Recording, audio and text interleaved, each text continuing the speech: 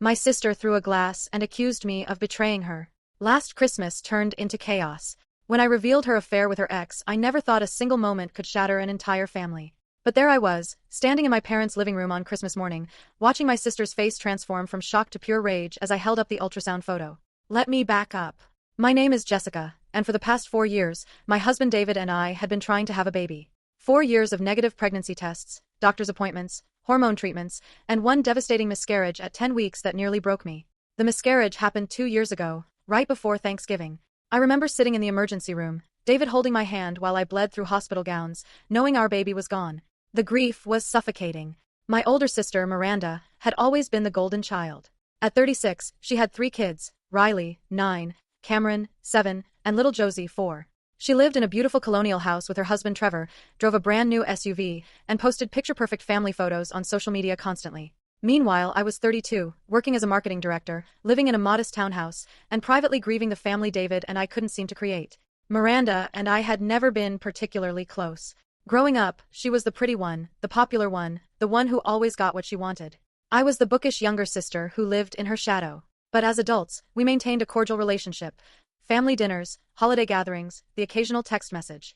Nothing deep, but functional. When David and I found out I was pregnant again in September, we were terrified to tell anyone. The first trimester felt like walking on glass. Every twinge, every cramp sent me into panic mode. I took pregnancy tests obsessively, convinced I'd see them turn negative.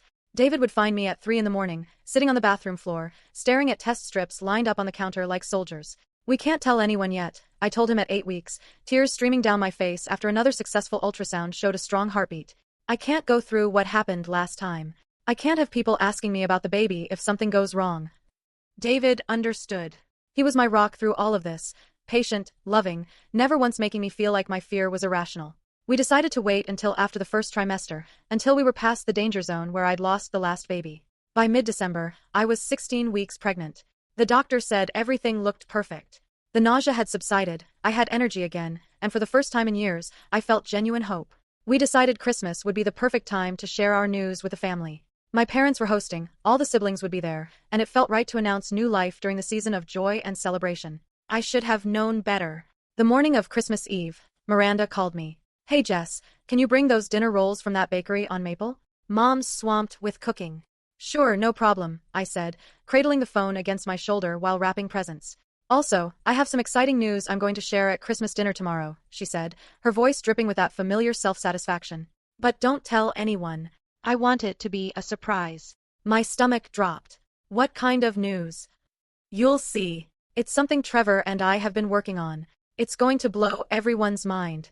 I hung up feeling uneasy. Miranda loved being the center of attention. Every family gathering revolved around her kids, her achievements, her announcements. When she got a promotion at her dental practice 2 years ago, she made Dad pause Thanksgiving dinner to make a toast. When Cameron won a spelling bee, she posted about it for 3 weeks straight. That night, David found me sitting on the couch, staring at the Christmas tree we'd decorated together, my hand resting on my barely there bump. What's wrong? He asked, sitting beside me. Miranda has some big announcement tomorrow. What if? I trailed off. What if what? What if she's pregnant too? The words came out in a whisper. She'd make it all about her. She always does. David squeezed my hand. Jess, this is your moment. Our moment. We've waited so long for this. We're telling our family tomorrow, no matter what Miranda has to say. This baby deserves to be celebrated. He was right. I'd spent too many years letting Miranda overshadow me. This pregnancy, this baby, it was ours. We'd earned the right to share our joy. Christmas morning arrived with fresh snow and the smell of cinnamon rolls from the bakery. David and I drove to my parents' house in relative silence, my hand instinctively moving to my stomach every few minutes. The ultrasound photo was tucked safely in my purse, along with a small wrapped box containing a world's best grandma ornament for my mom. My parents lived in the same ranch-style house I grew up in, with its red door and wreaths in every window. Inside, the place was packed. My parents, Miranda and Trevor with their 3 kids, my younger brother Marcus with his fiancée Alicia, and my cousin Jamie who'd driven down from Portland. Miranda was already holding court in the kitchen, directing everyone like a general. She looked stunning as always, perfectly curled blonde hair, designer sweater, impeccable makeup. She barely glanced at me when I walked in. Finally. Did you get the rolls? Yes, they're here, I said, setting the bag on the counter. Merry Christmas to you too. She rolled her eyes and turned back to my mother. Mom, we need to do presents before dinner this year. Trevor has to call his parents at 3. My mother, ever the peacekeeper, nodded. Whatever works, honey. The morning passed in a blur of wrapping paper and squealing children. I watched Miranda's kids tear through their mountain of presents, expensive toys, electronics, designer clothes. Riley got a new iPad. Cameron got a gaming system. Even little Josie had more gifts than she could comprehend. Meanwhile, Marcus and Alicia announced their engagement officially, showing off her ring. Everyone cheered and congratulated them. Miranda immediately jumped in with recommendations for wedding venues, photographers, caterers, taking over the conversation within minutes. I caught David's eye across the room. He raised his eyebrows, a silent question. When? I mouthed, after dinner. But fate had other plans. We were just sitting down to eat when Miranda clinked her wine glass loudly, standing up at the head of the table. Everyone, I have an announcement to make. My stomach twisted. Here it comes. Trevor and I have some incredible news, she said, beaming at her husband who looked mildly uncomfortable. We're buying a lake house. We closed on the property last week, and we'll be spending every summer there starting next year.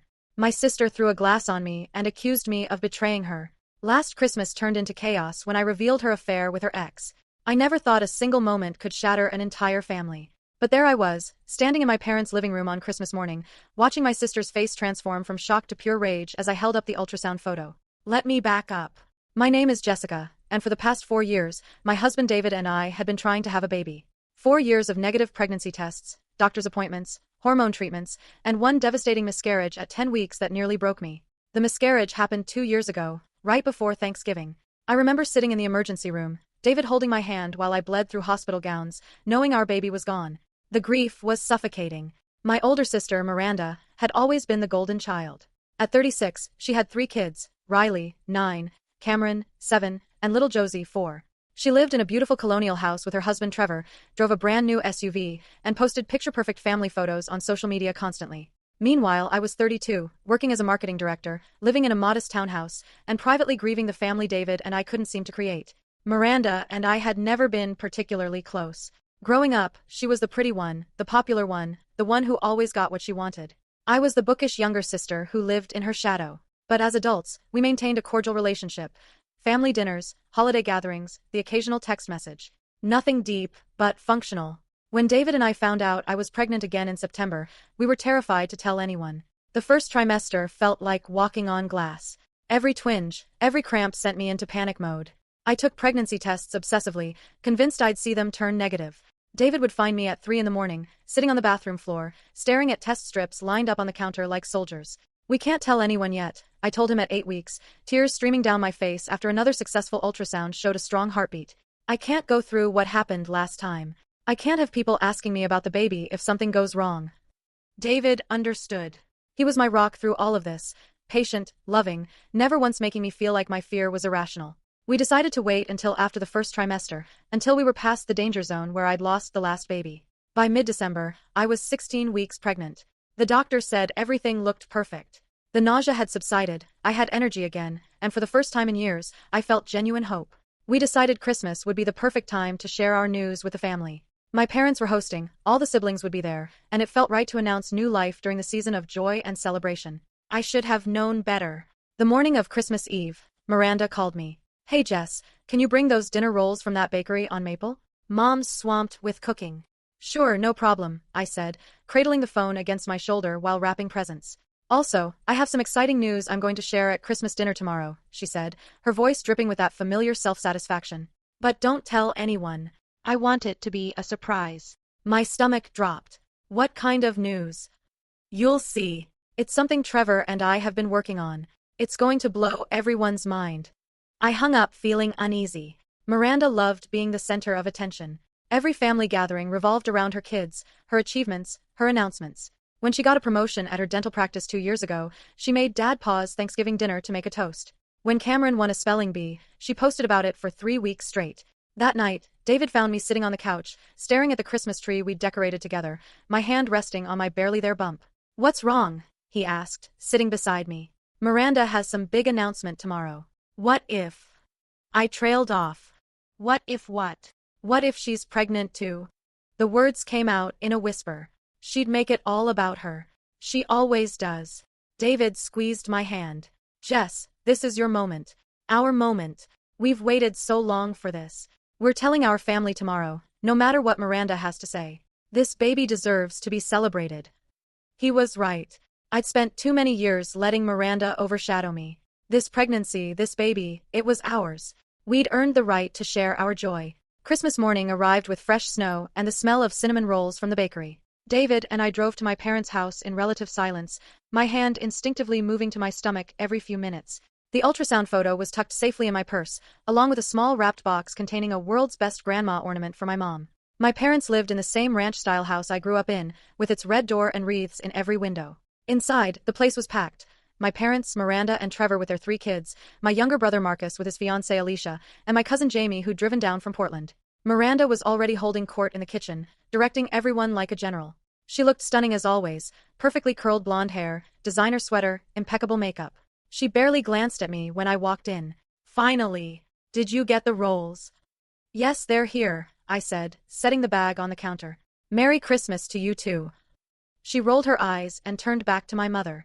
Mom, we need to do presents before dinner this year. Trevor has to call his parents at 3. My mother, ever the peacekeeper, nodded. Whatever works, honey. The morning passed in a blur of wrapping paper and squealing children. I watched Miranda's kids tear through their mountain of presents, expensive toys, electronics, designer clothes. Riley got a new iPad. Cameron got a gaming system. Even little Josie had more gifts than she could comprehend. Meanwhile, Marcus and Alicia announced their engagement officially, showing off her ring. Everyone cheered and congratulated them. Miranda immediately jumped in with recommendations for wedding venues, photographers, caterers, taking over the conversation within minutes. I caught David's eye across the room. He raised his eyebrows, a silent question. When? I mouthed, after dinner. But fate had other plans. We were just sitting down to eat when Miranda clinked her wine glass loudly, standing up at the head of the table. Everyone, I have an announcement to make. My stomach twisted. Here it comes. Trevor and I have some incredible news, she said, beaming at her husband who looked mildly uncomfortable. We're buying a lake house. We closed on the property last week, and we'll be spending every summer there starting next year. There's enough room for everyone. We want it to be the family gathering place. The table erupted in excitement. Mom started crying. Dad congratulated Trevor. Marcus high-fived him. The kids were jumping up and down, already planning swimming and boat rides. Miranda soaked it all in, her smile radiant.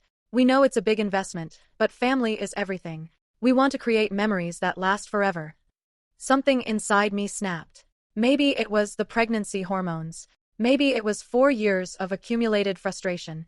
Maybe it was watching Miranda once again make everything about herself while I'd suffered in silence through infertility and loss. Before I could stop myself, I stood up. I have an announcement too, I heard myself say. The room fell silent. All eyes turned to me. Miranda's smile faltered.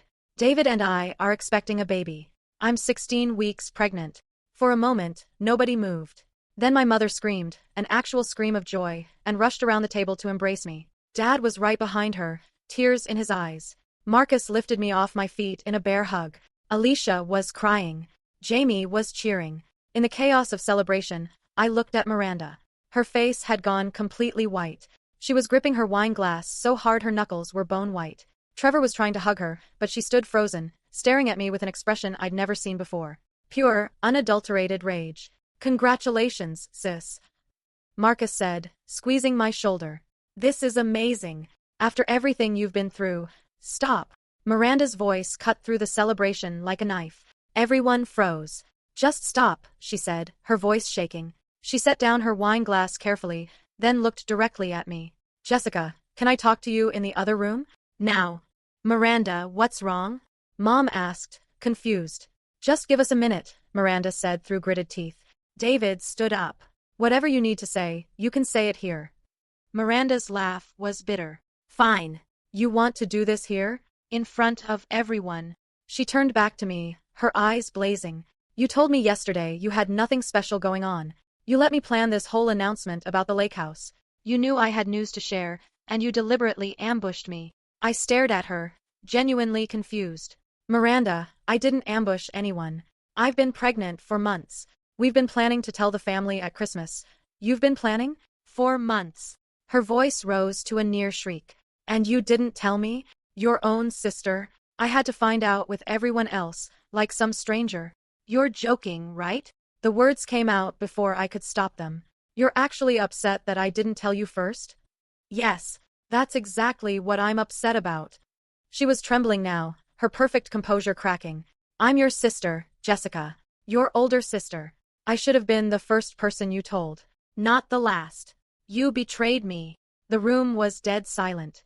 Even the kids had stopped moving. Betrayed you. I repeated slowly. Miranda, this is my pregnancy. Mine and David's. We get to decide when and how to tell people. This has nothing to do with you. Everything has to do with me. I'm your sister. She was fully yelling now. You always do this. You always try to steal my thunder. You couldn't let me have one day, one moment, where it was about something I accomplished. You had to make it about you and your precious baby. Something in her words triggered a memory. 4 years of watching her dominate every family gathering. 4 years of her dismissing my pain with platitudes like, it'll happen when it's meant to, or, maybe you're trying too hard.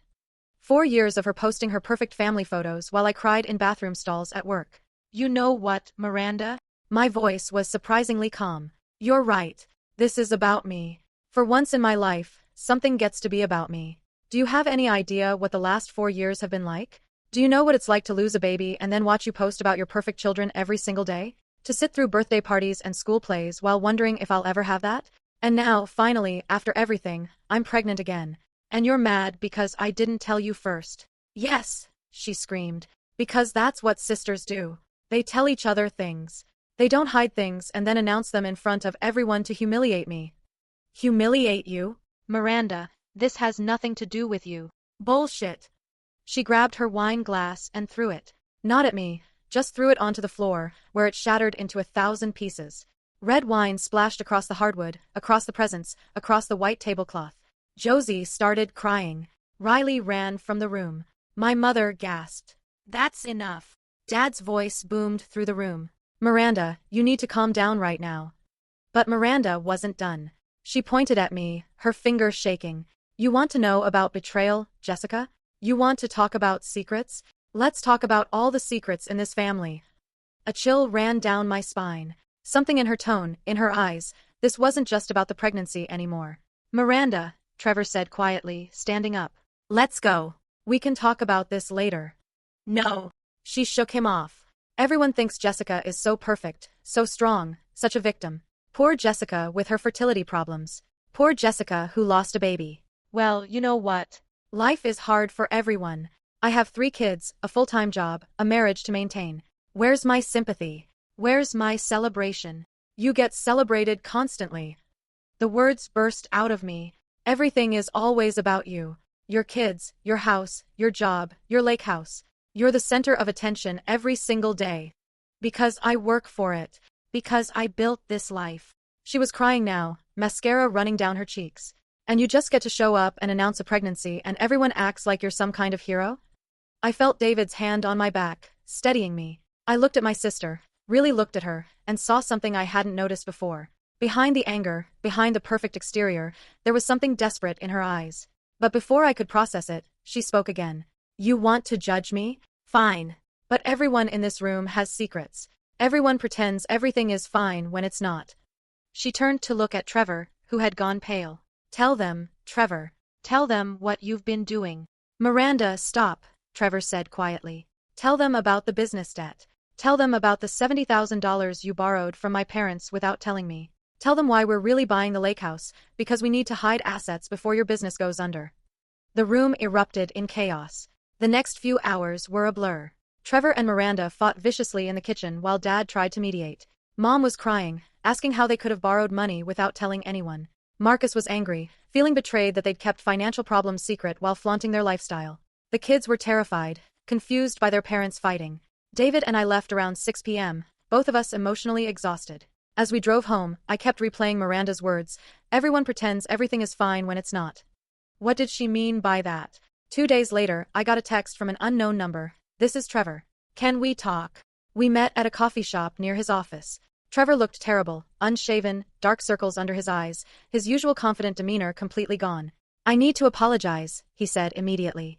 For Miranda's behavior. For the debt situation. For all of it. What's going on, Trevor? I asked. Really going on? He rubbed his face. My contracting business has been struggling for 2 years. I didn't want to admit it, kept thinking I could turn it around. I borrowed money from your parents, from friends, even took out a second mortgage. The lake house wasn't about creating family memories. It was about appearing successful while everything falls apart. Does Miranda know how bad it is? She knows now. He laughed bitterly. She's furious with me for lying, but... He trailed off. But what? He looked at me for a long moment. Jessica, I'm going to tell you something, and you can do whatever you want with the information. But you deserve to know because Miranda's anger at you isn't really about the pregnancy announcement. My heart started pounding. What do you mean? 6 months ago, I found texts on Miranda's phone. Between her and her ex-boyfriend from college. A guy named Connor. They'd been talking for almost a year. Daily texts, phone calls when I was at work, meeting up for coffee. She said it was just friendship, that nothing physical happened. But the texts were. He swallowed hard. They were intimate. Emotional affairs are still affairs. I sat back, stunned. Miranda's having an affair? Was having. I confronted her in July. She ended it with Connor, or so she said. We started marriage counseling. But she's been different since then, angry all the time, picking fights about everything. Her therapist said she's dealing with some kind of identity crisis. Something about feeling invisible despite having everything she thought she wanted. The pieces started falling into place. Miranda's explosive reaction to my announcement. Her accusation of betrayal. Her rant about secrets. She's projecting, I said quietly. Trevor nodded. Our therapist said the same thing. Miranda feels guilty about Connor, about lying to me, about our financial problems. When you announced your pregnancy, she couldn't handle seeing you get celebrated while she feels like she's drowning. So she lashed out. Why are you telling me this? Because she's planning to call you. She wants to apologize but also to explain herself, and I think she's going to twist the story. Make herself the victim. I wanted you to know the truth first. I drove home in a daze. That evening, as predicted, Miranda called. Jessica, we need to talk, she said, her voice smaller than I'd ever heard it. Can you come over tomorrow? Trevor will take the kids out. I almost said no. Almost told her I needed time. But something, maybe the pregnancy hormones, maybe simple curiosity, made me agree. The next day, I sat in Miranda's pristine living room, surrounded by the trappings of her perfect life. Professional family photos, expensive furniture, children's artwork displayed like museum pieces. She looked terrible, her usual polish completely gone. I'm sorry, she said immediately. For Christmas. For the glass. For everything I said. I was completely out of line. Yeah, you were, I agreed. She flinched but nodded. You have every right to be angry, but I need you to understand where I was coming from. My whole life, I've worked so hard to be perfect. The perfect daughter, the perfect wife, the perfect mother. And somewhere along the way, I lost myself. I became nothing but roles and responsibilities. That doesn't excuse how you treated me. I know. But Jessica, I look at you, and I see someone who's still fighting for what she wants. Someone who hasn't given up on her dreams despite how hard it's been. And I'm jealous. I'm 36 years old, and I don't even know who I am anymore outside of being someone's wife or someone's mom. I wanted to feel sympathetic. Part of me did. But another part, the part that had suffered through years of infertility while she flaunted her children, was still angry. Did Trevor tell you we talked? I asked. Her face went white. What did he tell you? About Connor. She closed her eyes. For a moment, I thought she might deny it. Instead, she started crying, deep, heaving sobs that shook her whole body. I ruined everything, she gasped between sobs. My marriage, my family, my relationship with you. All because I was selfish and stupid and couldn't handle feeling like I didn't matter anymore. You matter to your kids. To Trevor. To our family. Do I? She looked at me with red, swollen eyes.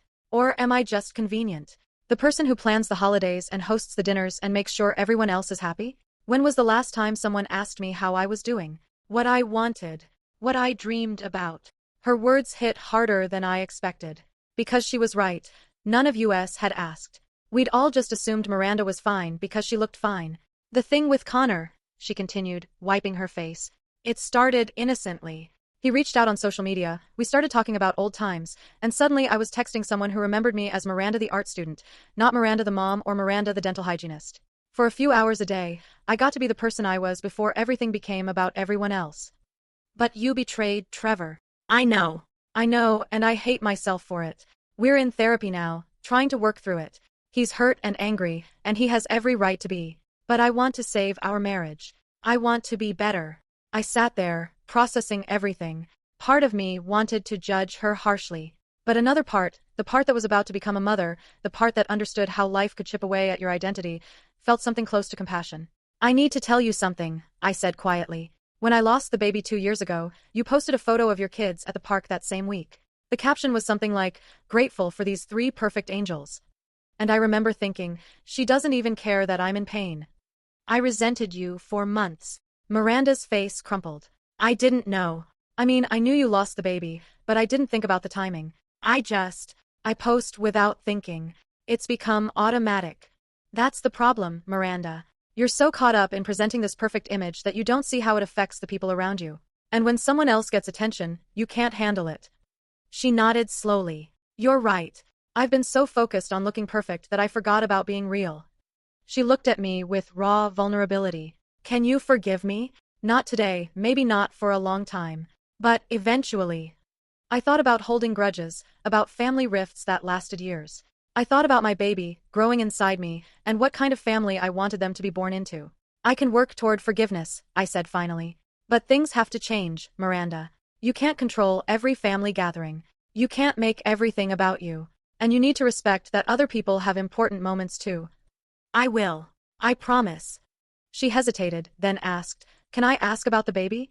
Boy or girl? We don't know yet. We want to be surprised. A genuine smile crossed her face, the first real one I'd seen in years. That's beautiful. And Jessica, I am happy for you. I know I didn't show it, but I am. You're going to be an amazing mom. I wish I could say that conversation fixed everything, that Miranda changed overnight and we became close sisters.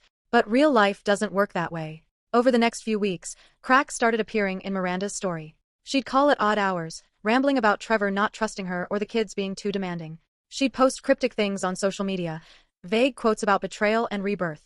Then she'd delete them hours later. Mom called me in mid-January, worried. Miranda's not doing well. She's been missing work, fighting with Trevor constantly. He moved into the guest room. Are they getting divorced? I asked. I don't know. She won't talk to me about it. Just keeps saying everything's fine when it clearly isn't. Then, 2 weeks later, I got a message that changed everything. It was from a woman named Sarah, who identified herself as Connor's wife. I don't know if you know who I am, the message read, but I'm married to Connor Matthews, your sister Miranda's ex-boyfriend. I recently discovered they've been in contact for over a year, and I think you should know that it's still going on. Connor told me he ended it, but I found messages from last week. I'm so sorry to bring this to you, but Trevor isn't answering my calls, and I think he needs to know. My hands shook as I read the message. Miranda had lied. She hadn't ended the affair. She'd just gotten better at hiding it. I immediately called Trevor. It went to voicemail. I called again. And again. Finally, on the 4th try, he answered. Jessica, I can't talk right now. His voice was thick, like he'd been crying. Trevor, I just got a message from Connor's wife. She says Miranda's still in contact with him. Silence. Then, I know. I found out yesterday. She's been using a secret app to message him, one of those that looks like a calculator but it's actually hidden texts.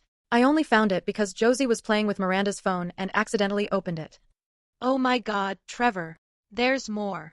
His voice cracked. Connor lives 2 hours away. Miranda's been meeting him. She took a girls' weekend in November. It was with him. The dental conference in December. With him. All lies.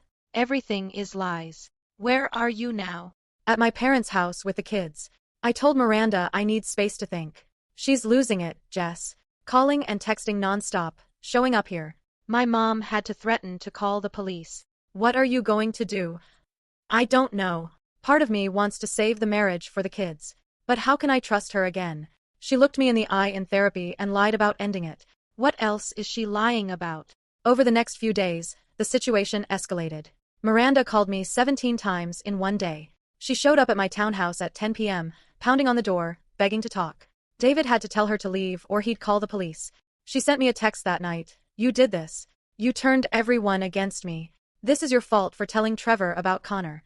You ruined my life. I stared at that message for a long time. Then I blocked her number. But Miranda wasn't done. She started calling our parents, our relatives, anyone who would listen. She told Mom I'd been spreading lies about her. She told Marcus that David and I were trying to turn the family against her. She even called Alicia, crying about how I'd betrayed her trust. The family fractured. Some people believed Miranda's version, that she'd made a mistake but was trying to fix it, and I was being vindictive.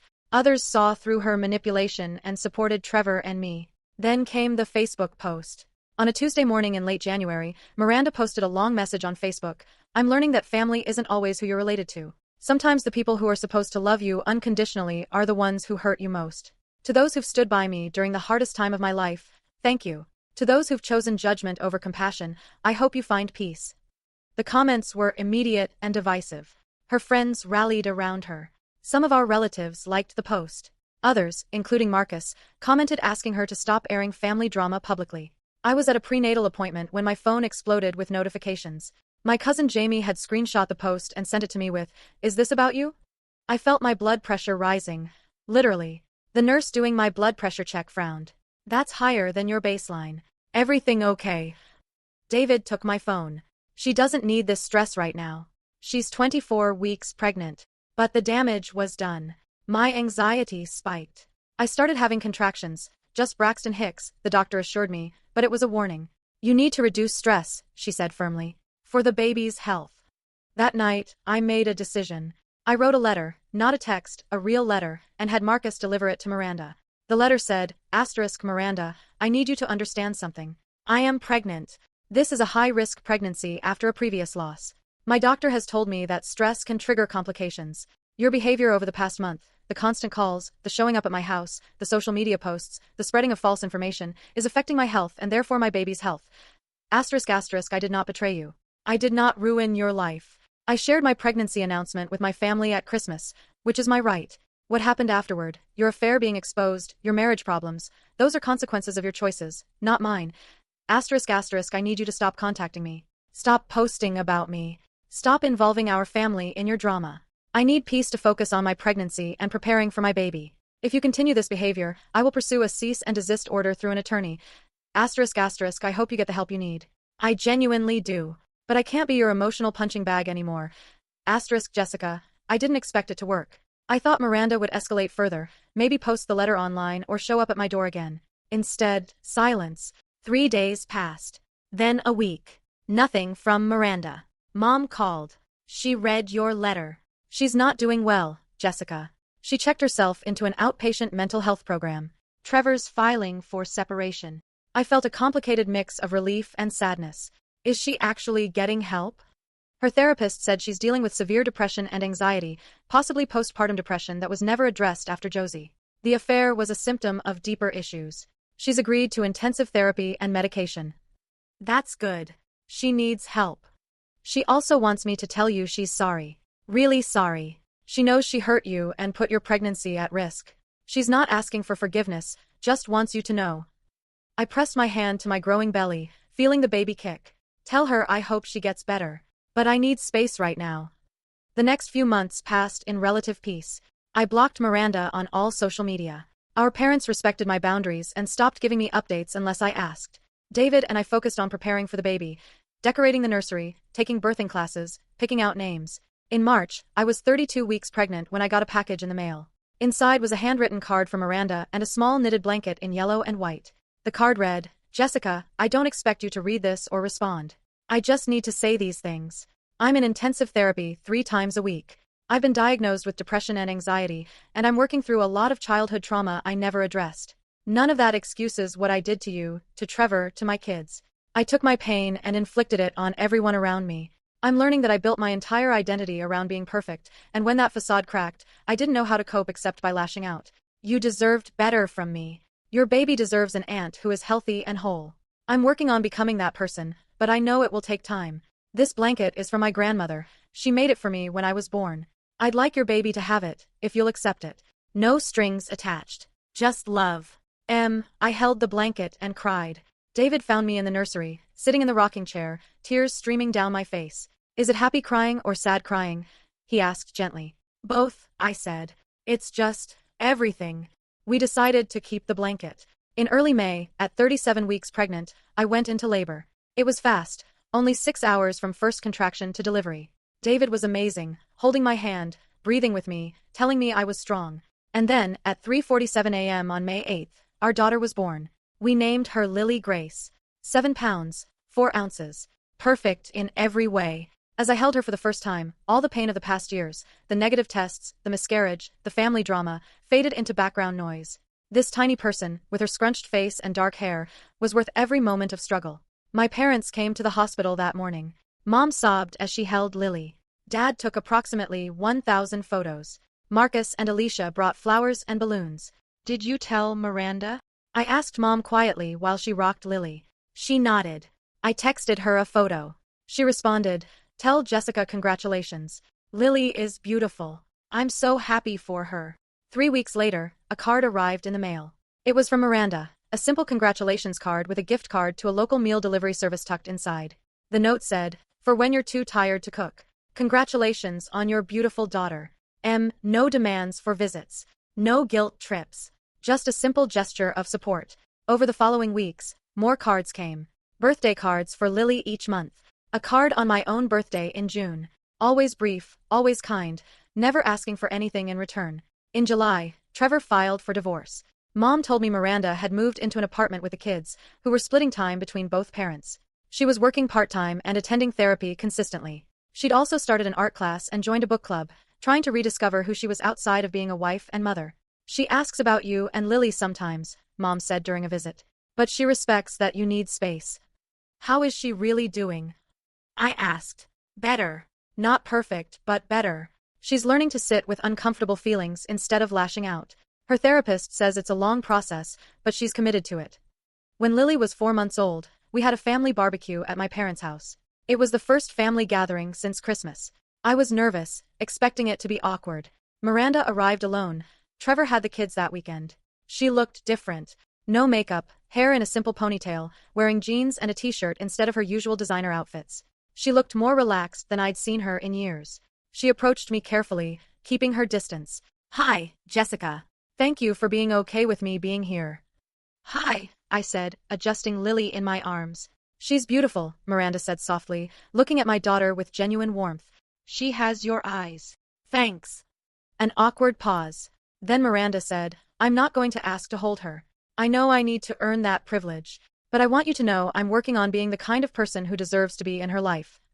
Something in my chest loosened. I appreciate that. We didn't talk much more that day, but it was a start.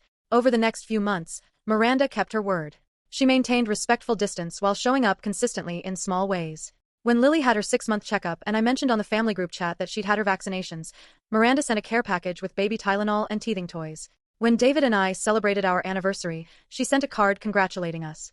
She never asked for more than I was willing to give. In October, nearly a year after that disastrous Christmas, we had a family dinner at my parents' house. Lily was 6 months old, sitting in her high chair, smashing sweet potatoes into her face while everyone laughed. Miranda sat across from me, watching Lily with a soft smile. Our eyes met, and for the first time in years, there was no tension, no competition, no resentment, just two sisters, sharing a moment. After dinner, while the others were in the living room, Miranda helped me clean up in the kitchen. We worked in comfortable silence for a while before she spoke.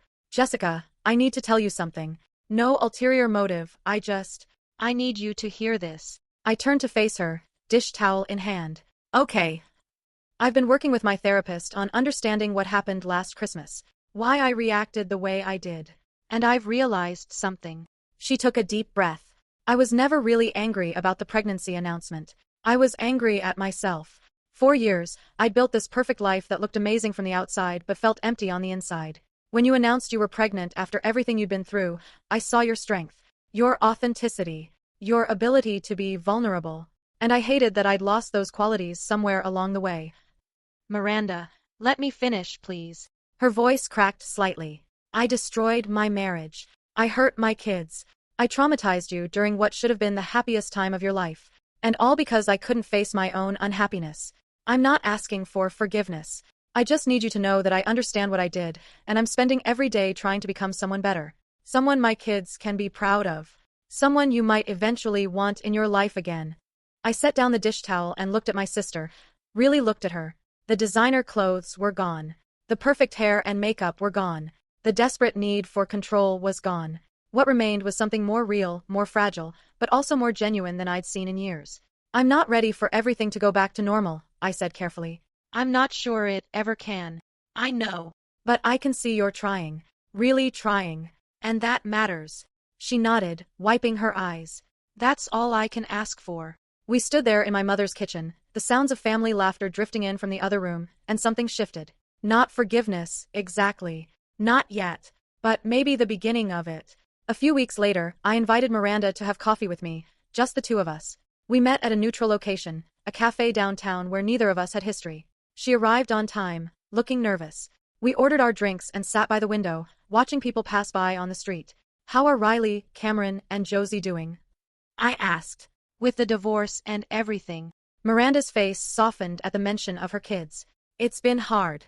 Riley's angry, mostly at me. She's old enough to understand that I'm the reason Dad moved out. Cameron's been acting out at school.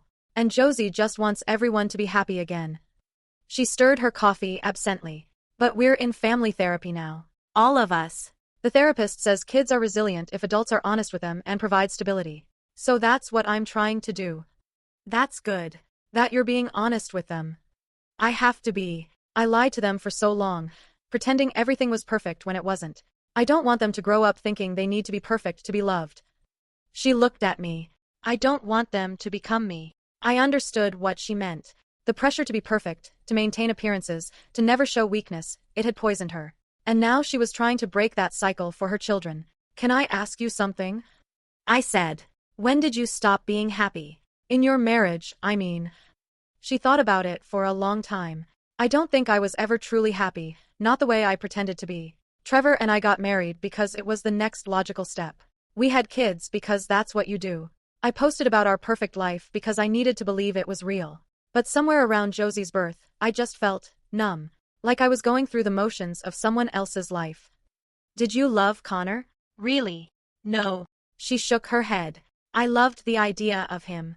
He represented a time in my life when I was just Miranda, not anyone's wife or mother. When I had dreams about being an artist, traveling, doing something creative with my life. Connor remembered that version of me, and talking to him let me pretend she still existed. She does still exist, I said quietly. You just have to find her again. Miranda smiled sadly. I'm trying. The art classes are helping. So is the book club. I'm learning that I can be a good mom and still have my own interests. That taking care of myself doesn't make me selfish. We talked for 2 hours that day. About our childhood, our parents, the expectations that had been placed on both of us. About how she'd felt invisible despite being the golden child, and how I'd felt inadequate despite being loved. We talked about our different struggles, her identity crisis, my infertility, and how neither of us had really known what the other was going through. It wasn't a magical healing moment. We didn't suddenly become best friends. But we started building something new, not the sisterhood we'd had before, but something more honest. It's been a year and a half since that Christmas. Lily is now 15 months old, walking everywhere and saying, Mama, and Dada, constantly. David and I are exhausted and happier than we've ever been. Miranda and Trevor's divorce was finalized 6 months ago. It was amicable in the end. They'd both moved on, both grown from the experience. Trevor even started dating someone, a teacher named Rachel who's apparently wonderful with the kids. Miranda is living in a small apartment and working full-time at a different dental practice. She's still in therapy, still working on herself. She started dating someone too, a quiet guy named Ben who shares her love of art. She's not rushing into anything serious, just learning what it means to be in a relationship as her authentic self. The kids are adjusting. Riley's anger has softened into acceptance. Cameron's grades have improved. Josie is thriving with the new routine. They spend alternating weeks with each parent, and both Miranda and Trevor make it work. As for our relationship, Miranda and I see each other regularly now. Not constantly, but often enough. She comes to Lily's birthday parties. We have lunch once a month. She's careful not to overstep, and I'm learning to trust her again. Last week, she asked if she could babysit Lily for a few hours while David and I went to dinner. It was the first time I'd left Lily with her, and I was nervous. But when we came home, Lily was happy and fed, and Miranda had actually followed all my instructions. Feeding schedule, nap time, everything. Thank you, I told her as she gathered her things to leave. For respecting my rules. For being reliable. She hugged me, a quick, gentle embrace. Thank you for trusting me with her. I know I had to earn it. After she left, David put his arm around me. That must have felt good. It did, I admitted. But it's weird, you know? Part of me is still waiting for the other shoe to drop. For her to mess up again. Maybe she will, David said. People aren't perfect. But she's trying, and that's what matters. She's not the same person she was at Christmas last year. He was right. None of us were the same people we'd been. That chaotic Christmas had broken something in our family, but it had also given us the chance to rebuild something stronger, something more real. I still think about that moment sometimes. Standing in my parents' living room, watching a wine glass shatter on the floor, Miranda's face twisted with rage. I think about all the pain that followed, the stress, the fear that I might lose my baby because of the drama. But I also think about what came after. The hard conversations, the boundaries set and respected, the therapy, the growth, the slow rebuilding of trust. The recognition that perfect families don't exist, but honest ones can. Miranda will never be the sister I wished I'd had growing up. She'll always be complicated, always be a work in progress. But she's becoming someone real, someone I can actually have a relationship with instead of just a surface-level connection. And maybe that's better than perfect. Last week, Miranda showed me some of her recent artwork, paintings she'd done in her art class. They were vibrant and emotional, full of color and movement. One of them was of a woman standing in front of a mirror, but the reflection showed someone different, younger, freer, more alive. It's about reconciling who I am with who I was, she explained. About accepting that both versions are real. I understood what she meant. We're all trying to reconcile our different selves, the person we were, the person we are, the person we want to become. As I watch Lily toddle around our living room, clutching her favorite stuffed animal, I think about the family she's being born into. Not a perfect family, but an honest one. One that's learned the hard way that secrets destroy, that appearances mean nothing, that real love requires vulnerability and truth. I hope she grows up knowing that it's okay to struggle. That asking for help isn't weakness. That being real is more important than being perfect. And I hope that when she's older, when she hears the story of the Christmas that changed everything, she'll understand why her mother chose forgiveness over resentment, boundaries over estrangement, and hope over bitterness. Because in the end, that's what family is supposed to be. Not perfect people who never hurt each other, but imperfect people who choose to keep trying, keep growing, keep loving despite everything. That glass Miranda threw last Christmas? My parents still have a small chip in their hardwood floor from where it shattered. Mom wanted to get it fixed, but Dad said no. He said it's a reminder that even broken things can be part of the story, part of the beauty. I think about that chip sometimes. About how damage can become part of the landscape if you let it. How scars can tell stories of survival. Miranda and I will never have a fairy tale sister relationship. We'll probably always have moments of tension, old wounds that ache when pressed. But we're building something new from the wreckage of last Christmas. Something real. Something honest. And for the first time in my life, I'm not comparing our relationship to some imaginary ideal. I'm accepting it for what it is, complicated, messy, and worth fighting for. As I put Lily to bed tonight, singing her lullabies with David standing in the doorway, I feel a deep sense of peace. Not because everything is perfect, but because everything is real. The glass shattered. The family fractured. But we're putting the pieces back together, one careful conversation at a time. And that's enough. That's more than enough. That's everything.